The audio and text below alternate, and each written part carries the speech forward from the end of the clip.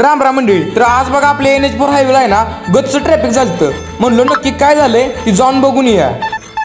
म्हणून मग आपल्या बाबुरावला घेतलं आणि थेट हायवेला गेलो. हायवेला जाऊन बघतो तर काय इथं ट्रकच पलटी पडला होता आणि त्यात हायवेचं काम चाललंय, त्याच्यामुळे वन वेनच गाड्या जाते त्याच्यामुळे आता ट्रॅफिक एवढं गच्च झालंय ना की काय सांगा येणार नाही तुम्हाला. एवढं ट्रक नक्की आडवा कसा पडलाय ते मला अजून कळना आले, पण आता बघा तुम्हालाच कळालं तर कळालं. माणसं लय बेमान असते ती बघा. पहिली म्हणत होती सामान काढून घेऊया म्हणजे यांना उचला येईल बघा. आता काय बोलायचं माणसांचं. तिथं त्या ड्रायव्हरला लागलंय का नाही ते बघायचं सोडलं आणि नको ते चाललेलं असतंय बघा यांचं.